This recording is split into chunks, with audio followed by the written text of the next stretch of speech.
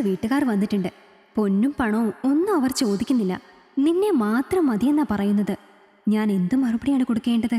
അമ്മ അങ്ങനെ പറഞ്ഞപ്പോൾ അക്ഷരാർത്ഥത്തിൽ ഞാൻ ഞെട്ടിപ്പോയി. അമ്മയെങ്കിലും എൻ്റെ ഭാഗം നിൽക്കുമെന്നായിരുന്നു ഇത്രയും കാലത്തെ എൻ്റെ ധാരണ. അതാണിപ്പോൾ തെറ്റിയിരിക്കുന്നത്. ഞാൻ അമ്മയെ തന്നെ നോക്കി. എങ്ങനെ ഇങ്ങനെ മാറാൻ കഴിയുന്നു എന്ന മട്ടിൽ. നീ നോക്കുന്നതിൻ്റെ അർത്ഥം എനിക്ക് മനസ്സിലായി. നാളെ നീ ഒരമ്മയാവണം. അപ്പോൾ മാത്രമേ എൻ്റെ ഇപ്പോഴത്തെ അവസ്ഥ നിനക്ക് മനസ്സിലാവുകയുള്ളൂ. അമ്മ പറഞ്ഞ ക്ലീഷേ ഡയലോഗിന് പുച്ഛത്തോടെ ഒന്ന് ചിരിച്ചു. നീ ഇങ്ങനെ നനഞ്ഞ കോഴിയെപ്പോലെ ഇരിക്കാതെ ഈ ചുരിദാറൊന്ന് മാറ്റിയിട്ട് അങ്ങ് താഴേക്ക് വാ. അവരെല്ലാം വന്നിരിക്കുന്നത് നിന്നെ കാണാനാണ്. വെറുതെയെങ്കിലും ഒന്ന് കണ്ടിട്ട് പോയിക്കോട്ടെ. അമ്മ അങ്ങനെ പറഞ്ഞിട്ട് പോയെങ്കിലും യാഥാർത്ഥ്യത്തിലേക്ക് തിരിച്ചു വരാൻ എനിക്ക് പിന്നെയും സമയമെടുത്തു. ഒരമ്മ മകളോട് ഇങ്ങനെ ആവശ്യപ്പെടുമോ എന്ന ചിന്ത എൻ്റെ മനസ്സിൽ തന്നെ കിടന്നു പുകഞ്ഞു.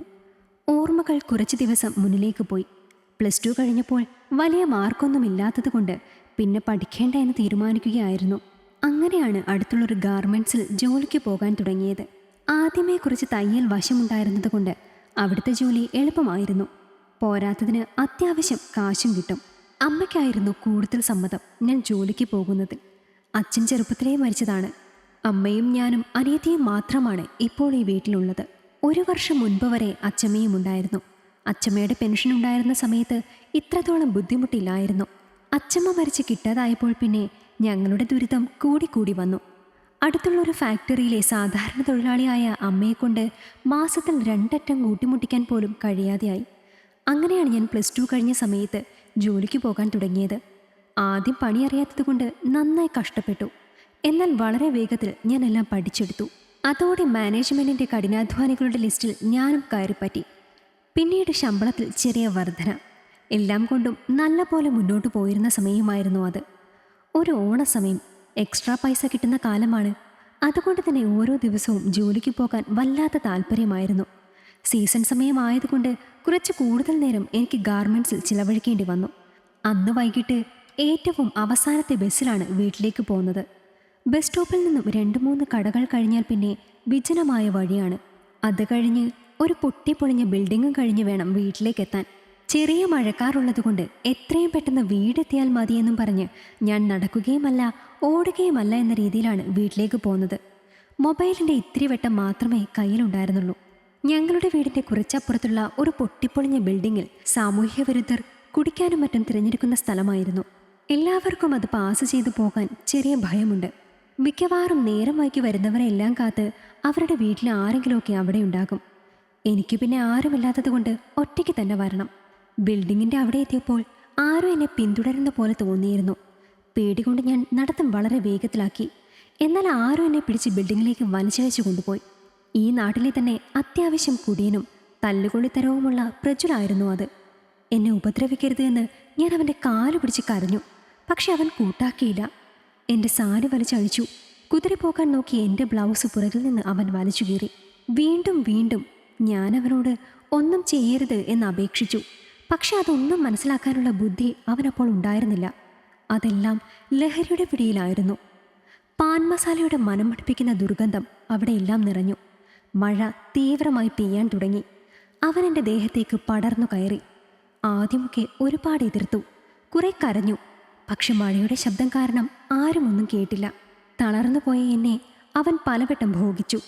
ഇതിനിടയിൽ എപ്പോഴോ എൻ്റെ ബോധം പോലും പോയിരുന്നു. ഓർമ്മ വരുമ്പോൾ ഞാൻ ആശുപത്രിയിലാണ്. എന്നെ കാണാതെ തിരഞ്ഞിറങ്ങിയ അമ്മയും അയൽവാസി ഒരു ചേച്ചിയുമാണ് എൻ്റെ ബാഗ് പുറത്ത് കിടക്കുന്നത് കണ്ട് ഇവിടെ വന്ന് നോക്കിയത്. അമ്മ എൻ്റെ സാരി കൊണ്ട് എന്നെ പുതച്ചു. അതിനുശേഷം അവർ തന്നെയാണ് എന്നെ ഹോസ്പിറ്റലിലേക്ക് കൊണ്ടുപോയത്. അത്യാവശ്യം പൈസയുള്ള വീട്ടിലെ പയ്യനായതുകൊണ്ട് പ്രജുലിൻ്റെ നേരെയുള്ള കേസെല്ലാം അവർ ഒതുക്കി തീർത്തു. ഇപ്പോൾ അവർ പുതിയ അടവും കൊണ്ട് ഇറങ്ങിയിരിക്കുകയാണ്. എവിടെയും പെണ്ണ് കിട്ടാത്ത മകനെ എങ്ങനെയെങ്കിലും കെട്ടിക്കുക, അതുവഴി അവൻ്റെ സ്വഭാവം നന്നാക്കുക എന്ന ദൗത്യവുമായി അവൻ്റെ അച്ഛനും അമ്മയും വന്നത് എൻ്റെ വീട്ടിലേക്കാണ്. കൊന്നാൽ പാപം തിന്നാൽ പോകും എന്നൊക്കെ പറയുന്നത് പോലെ അവൻ എന്നെ നശിപ്പിച്ച തെറ്റ് എന്നെ വിവാഹം ചെയ്താൽ ഇല്ലാതാകൂ അത്രേ. എൻ്റെ അമ്മ പോലും അതിന് കൂട്ടുനിൽക്കുന്നു എന്നതായിരുന്നു എനിക്ക് വിശ്വസിക്കാൻ കഴിയാത്ത ഒരു കാര്യം. അവർ പെണ്ണ് കാണാൻ വന്നിരിക്കുകയാണ്. അവിടേക്ക് ഇറങ്ങിച്ചെന്ന് ധൈര്യത്തോടെ തന്നെ പറഞ്ഞു അവരുടെ മകനെ എനിക്ക് വേണ്ട എന്ന്.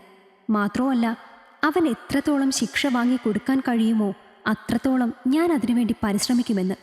അത് കേട്ടപ്പോഴേക്ക് എനിക്ക് അഹങ്കാരി എന്നൊരു പേര് വീണിരുന്നു. അപ്പോഴേക്കും ഞാൻ ആ കുടുംബത്തിന് വേണ്ടാത്തവളായി, കണ്ടമാനം നടക്കുന്ന പെണ്ണായി. ഇതുവരെ ആ വീടിനു വേണ്ടി കഷ്ടപ്പെട്ടതൊക്കെ എല്ലാവരും മറന്നു. ഒടുവിൽ സഹികെട്ട് ഞാൻ അവിടെ നിന്നിറങ്ങി. ഗാർമെൻറ്റ്സിൽ പോയി നോക്കി. അവിടുത്തെ ജോലി ചിലപ്പോൾ നഷ്ടപ്പെട്ടിട്ടുണ്ടാകും. ലഹരിക്കടിമയായ ഒരു പുരുഷനെ വശീകരിച്ച് സ്വയം നശിച്ചവളാണല്ലോ ഇപ്പോൾ വീട്ടുകാരുടെ കണ്ണിൽ ഞാൻ. അപ്പോൾ പിന്നെ നാട്ടുകാരുടെ കാര്യം പറയാനില്ല. എന്നാൽ ഗാർമെൻറ്റ്സിൻ്റെ ഓണർ ചേച്ചി എന്നെ 2 കൈയും നീട്ടി സ്വീകരിച്ചു. അതുകണ്ട് എൻ്റെ കണ്ണുകൾ നിറഞ്ഞു. സ്വന്തം അമ്മ പോലും മനസ്സിലാക്കാതിരുന്ന എന്നെ ചേച്ചി മനസ്സിലാക്കിയല്ലോ എന്നോർത്ത് എനിക്ക് ഒരുപാട് സന്തോഷം തോന്നി. അവിടെയുള്ള ജോലി എന്തുതന്നെയായാലും നഷ്ടപ്പെടില്ല എന്ന് പറഞ്ഞു. അതോടെ അവരുടെ തന്നെ ഒരു ഹോസ്റ്റലിലേക്ക് ഞാൻ താമസം മാറി. ഇപ്പോൾ നിയമയുദ്ധം നടന്നുകൊണ്ടിരിക്കുകയാണ്. അവൻ ഉപദ്രവിച്ച മറ്റു 2 പെൺകുട്ടികൾ കൂടി എനിക്ക് സപ്പോർട്ടുമായിട്ട് വന്നിട്ടുണ്ട്. അവരെ നിയമം വെറുതെ വിട്ടാലും ഒരിക്കലും ഞങ്ങൾ വെറുതെ വിടില്ല. അതാണ് ഞങ്ങളുടെ തീരുമാനം. ഈ കഥ നിങ്ങൾക്കിഷ്ടമായെങ്കിൽ ലൈക്ക് ചെയ്യൂ. നിങ്ങളുടെ അഭിപ്രായങ്ങൾ കമൻ്റായി രേഖപ്പെടുത്തൂ. കൂടുതൽ കഥകൾ കേൾക്കാൻ ഈ ചാനൽ സബ്സ്ക്രൈബ് ചെയ്യൂ.